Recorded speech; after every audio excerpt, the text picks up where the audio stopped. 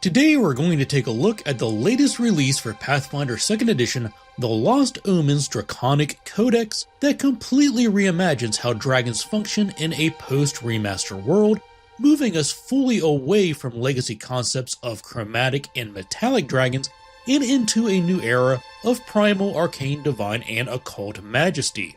But first, I need to mention that Paizo did provide me a copy of this book for the channel. With that said, here are 10 things to know about the new Draconic Codex. The book begins by expanding the mythology of dragonkind far beyond just Apsu and Dayhawk. We get detailed entries for the first dragons, the original clutch of draconic deities. This includes figures like Brixori, the wayward sister who champions the underdog, Aluma, the living page, a deity of knowledge and magic, Garhaz, the primal king who embodies conflict and hunting, and several other ancient draconic powers. Crucially for players, this section provides full devotee benefits for these dragon gods. So players who want to run a cleric or a champion dedicated to a specific draconic ideal, be it the architectural preservation of Gasham or the death acceptance of Otalaz, the domain spells, favored weapons, and edicts are all right here. So this is a fantastic resource for divine characters looking for a non-humanoid patron. If you thought ancient dragons were the ceiling of power, then think again. This book introduces archdragons, the absolute apex of their species.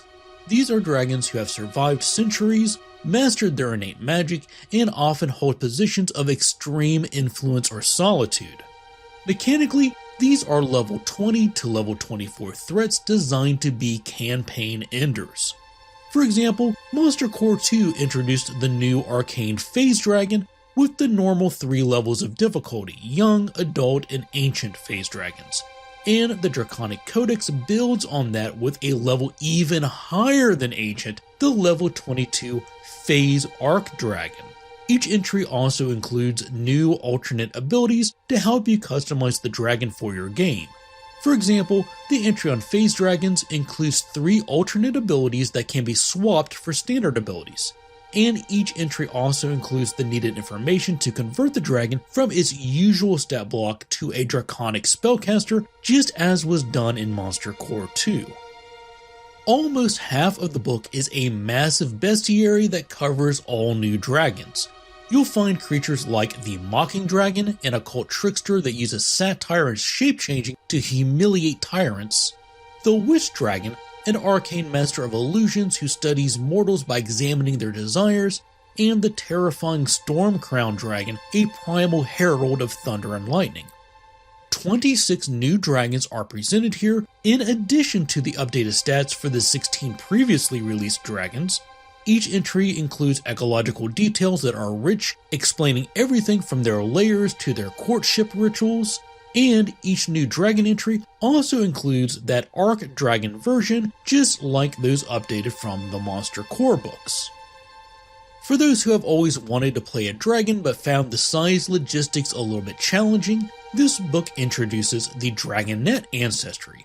These are tiny-sized dragons, roughly the size of a house cat, that are fully playable from level 1. You can choose from diverse heritages like the Protective House Drake, the luck-altering Pearl Dragonette, or the Fey Dragonette. They come with a suite of ancestry feats allowing you to evolve your breath weapon, gain flight, or even grow into a mightier small-size character. And the book doesn't leave existing draconic characters behind. There is a substantial update for kobolds and the Dragonblood Versatile Heritage, offering 12 new kobold ancestry feats and 14 new Dragonblood feats that tie directly to the specific dragon types introduced in this book.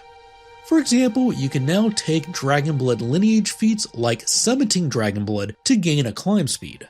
There are also high-level feats like Ascendant Blood, which allows you to teleport to the specific plane associated with your draconic ancestor, further cementing the link between your character and the planar dragon that you embody.